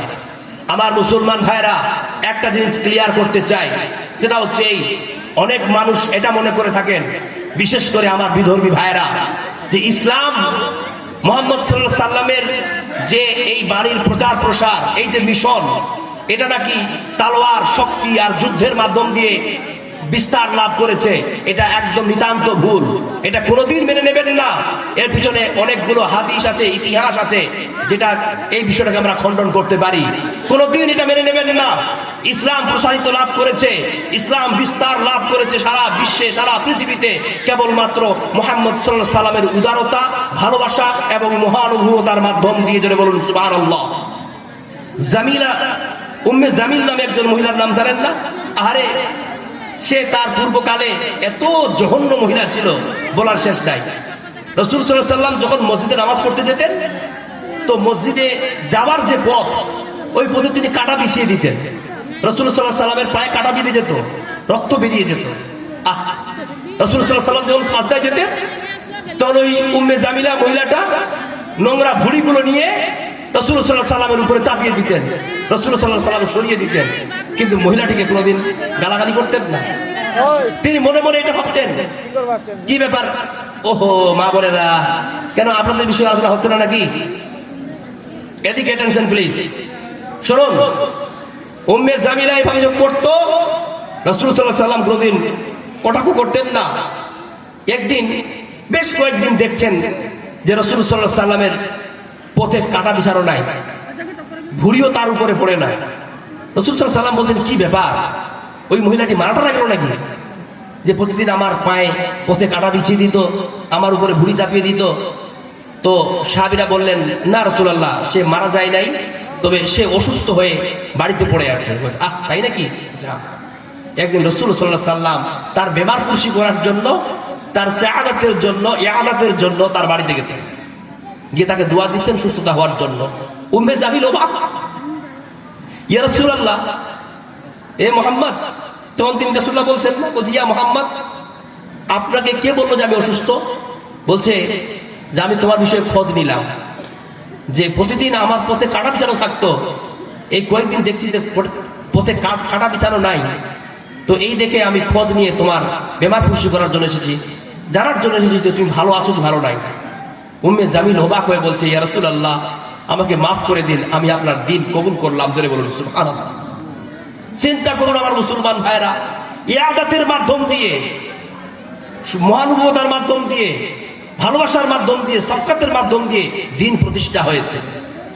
মক্কার মধ্যে সবচাইতে যারা দুষ্ট দুচারক ছিল, উতবা, শাইবা, আবু জেহেল, এরা পুরো মক্কাতে এলান করে দিল, কি জানেন? এ দেখো, মক্কাতে একটা পাগল আছে, মক্কায় একটা পাগলের উদ্ভব হয়েছে, তোমরা ওই পাগলের দিকে তাকাবে না, ওই পাগলের দিকে তাকাবে না, ওই পাগলের চোখের মধ্যে জাদু আছে, এমন করে জাদু মারবে তোমাকেও তার জালে ভাসিয়ে নিবে, ওই পাগলের দিকে তোমরা তাকাবে না। আর শোনো শোনো শোনো, তার কথাও শুনবে না। যদি দেখো কোথাও সে কথা বলছে, তোমরা এই 2 আঙ্গুল কানের মধ্যে ঢুকিয়ে দিবা, কথা শুনবে না। যদি ভুল করবে, তার কোনো কথা তোমার কানে ঢুকে যায়, বুঝে নিবা যে তোমাকেও জাদুতে ফাঁসিয়ে ফেলবে। লোকেরা বলছে, এরকম তো অ্যাডভাইস, এরকম তো এলান কোনদিন শুনি নাই, যে আমরা তো অনেক পাগল দেখেছি, এরকম সতর্কতা অন্যান্য পাগলের ক্ষেত্রে দেখলাম না। আরবের সকল মানুষের ভিতরে একটা কিউরিসিটির জাগ্রত হলো, একটা কৌতূহল সৃষ্টি হলো। কি হলো না? এই কৌতূহল হওয়ার জন্য একবার মক্কার পাশে, মক্কার ঘরের পাশে, অর্থাৎ কাবা ঘরের পাশে রাসূল সাল্লাল্লাহু আলাইহি ওয়াসাল্লাম কিছু বলছেন, হ্যাঁ, আল্লাহর কাছে ফরিয়াদ করতেছেন, আল্লাহর কাছে কিছু বলতেছে। এবার এই দূর থেকে লোকেরা মনে মনে ভাবে, আমাদের লিডাররা তো বলেছে যে এই লোকটা পাগল, এর কাছে যাবা না, এর সুবাদে যাবা না, এর কথা শুনবা না, একে তাকাবে না, তো একটু তাকাই তো, কেমন পাগল এটা দেখি তো একটু। মানে ভিতরে যাকে বাধা দেওয়া হয় তার ভিতরে একটা কিউরিওসিটি হয়, তাই না? তো হয়েছে, তাকাচ্ছে, দেখছে এই এত সুন্দর চেহারা, চুলগুলো খুব সাজালো, কাপড় পরিষ্কার পরিচ্ছন্ন, আমরা তো অনেক পাগল দেখেছি, তো পাগল তো উস্কো খুস্কো থাকে, পাগলের চুলগুলো এলোমেলো থাকে, পাগলের কাপড় চোপড় একটু ময়লা যুক্ত হয়, তো এই পাগল তো খুব সাফ সুতরা, তো দেখি তো এটা কোন ধরনের পাগল, একটু কানটাকে একটু আঙুল ধরে সরাই তো। তো কানগুলো, কান থেকে আঙুল দুটোকে সরিয়ে নিয়েছে। আর যখনই ওই কালেমা, আল্লাহ রসুলের বাণীটা, শব্দগুলো তাদের কানে এসে পৌঁছেছে, তখনই বলে ফেলেছে যে হাজা লা মিন কালামিল বাশার, এটা কোনোদিন মানুষের বাণী হতে পারে না, এটা নিশ্চয়ই কোন এক মহান সত্তার বাণী। সকলে নবীর পায়ের কাছে এসে পড়ে গেল, বলল যে আমরা সকলে মিলে আপনার উপরে এবং আপনার রবের উপরে ঈমান নিয়ে আসলাম। জোরে বলুন সুবহানাল্লাহ। তার মানে শত্রুরা যত বাধা বিপত্তির সৃষ্টি করলো, তাদের রেজাল্ট কিন্তু উল্টা হয়ে গেল। হয় কি হয় না? এখন যদি এখানে বলা হয়, দেখা গেল সভাপতি মহাশয় একটা টিফিন এনে ওখানে রেখে দিল, আপনারা দেখতে পেলেন, কিন্তু টিফিনটাতে কি আছে এটা ভাববেন? দেখতে চাইবেন? চাইবেন না। সভাপতি রেখে দিল আর বলল, এই শোনো, এই টিফিনটা কেউ না খুলে পালিয়ে গেল। তখন আপনাদের মধ্যে আর কি ছেলে বলবে, সভাপতি মানা কেন বললো, দে কি আছে দে, মানে তোর মানে উল্টা প্রভাব হয়ে গেল। হয়তো আপনি চাইছেন যে টিফিন না দেখে, যদি কাফের লিডাররা এ কথা না বলতো যে তোমরা ওর কথা শুনবা না, ওর কাছে যাবা না, ওর মধ্যে জাদু আছে, খুব একটা লোক, তারা কিন্তু ওই লোকেরা হয়তো অতটা মনোযোগ দিয়ে শুনতো না, আর তার প্রভাব তাদের উপরে পড়তো না। এটা বলার কারণে ওরা চেয়েছিল যেটার ফল কি হবে, মানুষরা দূরে থাকবে, তারা মুসলমান হবে না। কিন্তু বিপরীত হয়ে কি হলো, মুসলমানের তাদাদ, মুসলমানের সংখ্যা আরো বেড়ে গেল। আমার মুসলমান ভাইরা, একটা মহিলা এই কথা শুনে লাঠিকোটা নিয়ে পালাতে শুরু করেছে। চলতে চলতে হঠাৎ করে তার একটা বোঝা পড়ে গেছে, উঠাতে পারে না। মোহাম্মদ সাল্লাল্লাহু আলাইহি ওয়াসাল্লাম ওই পথ দিয়ে যাচ্ছিলেন, বুড়িটার বোঝা তুলে দিয়ে বলছে, বুড়িমা কি ব্যাপার, আপনি কোথায় যান? এত কষ্ট করে এত ভারী বোঝা আপনি তো তুলতে পারতেছেন না, খুব ভারী আছে। না বাবা, আমার মাথায় তুলে দাও, কোন রকম করে আমাকে এই সালাত বের করে ওই জায়গায় চলে যেতে হবে, এখানে থাকা যাবে না। শুনেছি এগুলো মক্কার মধ্যে পাগল এসেছে, তাড়াতাড়ি করে ওই পাগলের স্বভাব থেকে পালাতে হবে। বলছে, কে বলেছে কথা আপনাকে? বলছে, উতবা বলেছে, সাইবা বলেছে, আমি ওই পাগলকে দেখতে চাই না। তো বলছে, ওই পাগল অন্য কেউ নয় মা, ওই পাগল আমি মুহাম্মদ। তখন বুড়িমা বলছে, উতবা সাহেবা যেটা আমাকে বলেছে তোমার ব্যাপারে, তুমি সেটা হতে পারো না, তুমি পাগল নও, বলো তোমার বাণী কি, তোমার কালাম কি, বলো।